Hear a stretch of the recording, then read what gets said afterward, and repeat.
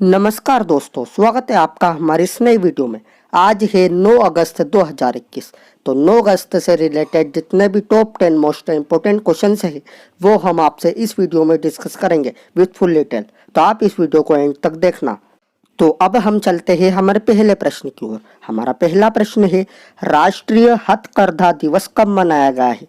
इसका आंसर है option number 2, 7 अगस्त को। तो हर साल 7 अगस्त को देश में राष्ट्रीय हथकरघा दिवस मनाया जाता है। यह 1905 में हुए स्वदेशी आंदोलन का सम्मान करने और भारत को समृद्ध ताने बाने का जश्न मनाने का दिन है। कोरोना वायरस महामारी के बीच देश भारतीय हथकरघा उद्योग की विरासत को प्रदर्शित करने और भारत में बुनकरों को सम्मानित करने के लिए 7वां राष्ट्रीय हथकरघा दिवस मनाया जाएगा। अब हम चलते हैं हमारे दूसरे प्रश्न की ओर। हमारा दूसरा प्रश्न है, किस राज्य में 60 भिखारियों को नौकरी प्रदान की जाएगी? इसका आंसर है ऑप्शन नंबर 1, राजस्थान। अब ये नौकरियां राजस्थान में प्रदान की जाएगी। तो अब हम आपको बताते हैं राजस्थान के बारे में। राजस्थान की कैपिटल है जयपुर। इसके चीफ मिनिस्टर है अशोक गहलोत और इसके गवर्नर है कलराज मिश्रा। अब आपको राजस्थान के बारे में कुछ इंपॉर्टेंट चीज़ें भी याद रखनी, जैसे राजस्थान का राजकीय पशु है ऊँट, इसकी राजकीय पक्षी है ग्रेट इंडियन बस्टर्ड, इसका राजकीय पुष्प है टेकोमेला और इसका राजकीय वृक्ष है जैंड। अब हम चलते हैं हमारे तीसरे प्रश्न की ओर। हमारा तीसरा प्रश्न है, किस राज्य के लुभांशु शर्मा ने केसरी कुश्ती दंगल जीता है? इसका आंसर है ऑप्शन नंबर 3, उत्तराखंड। तो आप इमेज में देखिए, ये है लुभांशु शर्मा और इन्होंने कुश्ती दंगल जीता है। अब हम आपको बताते हैं उत्तराखंड के बारे में। उत्तराखंड की कैपिटल है देहरादून। इसके चीफ मिनिस्टर है पुष्कर सिंह धामी और इसकी गवर्नर है बेबी रानी मौर्य।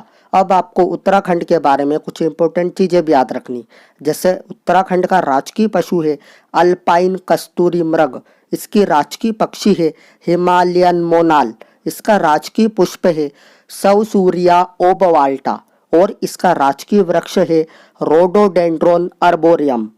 अब हम चलते हैं हमारे चौथे प्रश्न की ओर। हमारा चौथा प्रश्न है, टोक्यो ओलंपिक में भाला फेंक में नीरज चोपड़ा ने कौन सा पदक जीता है? इसका आंसर है ऑप्शन नंबर 1, गोल्ड। तो आप इमेज में देखिए, ये है नीरज चोपड़ा और इन्होंने ही टोक्यो ओलंपिक में भाला फेंक में गोल्ड मेडल जीता है। अब हम चलते हैं हमारे पांचवें प्रश्न की ओर।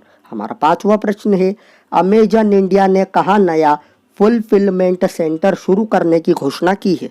इसका आंसर है ऑप्शन नंबर 3, तेलंगाना। अब ये सेंटर तेलंगाना शुरू करेगी। तो अब हम आपको बताते हैं तेलंगाना के बारे में। तेलंगाना की कैपिटल है हैदराबाद।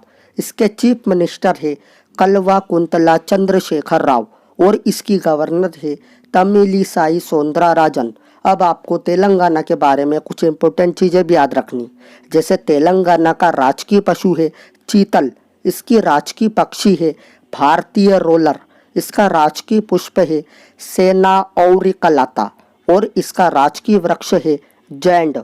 अब हम चलते हैं हमारे छठे प्रश्न की ओर। हमारा छठा प्रश्न है, टोक्यो ओलंपिक 2021 में भारतीय रेसलर बजरंग पूनिया ने कौन सा पदक जीता?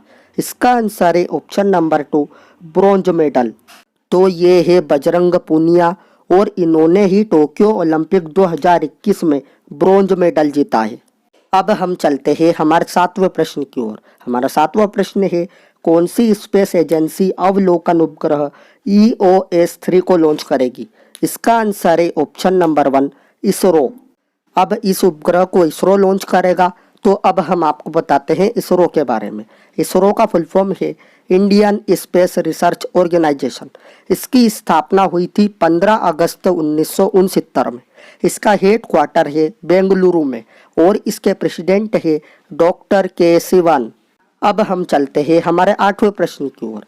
हमारा आठवां प्रश्न है, भारत की सबसे हल्की मेट्रो ट्रेन का निर्माण कौन सा देश कर रहा है? इसका आंसर है ऑप्शन नंबर 3, इटली। अब ये ट्रेन का निर्माण इटली करेगा। तो आप मैप में देखिए, ये रहा हमारा इंडिया और ये रहा इटली। और आपको ये भी याद रखना है कि ये यूरोपियन कंटिनेंट में है। तो अब हम आपको बताते हैं इटली के बारे में। इटली की कैपिटल है रोम।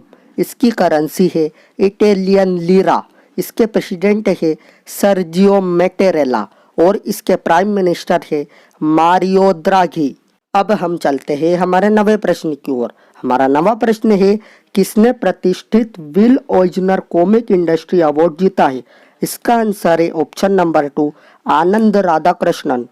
तो अब हम चलते हैं हमारे अंतिम प्रश्न की ओर। हमारा अंतिम प्रश्न है, कौन सा शहर 100% वैक्सीनेशन करने वाला देश का पहला शहर बना है? इसका आंसर है ऑप्शन नंबर 3 भुवनेश्वर। अगर आपको वीडियो अच्छी लगी हो तो please like share and subscribe जरूर करना, और हो सके तो आप इसके डेली नोट्स भी बनाते रहना, क्योंकि आप जितना लिखोगे उतना आपको अच्छे से याद रहेगा। और कमेंट सेक्शन में बताना आपको वीडियो कैसी लगी। मैं मिलता हूँ आपसे नेक्स्ट वीडियो में।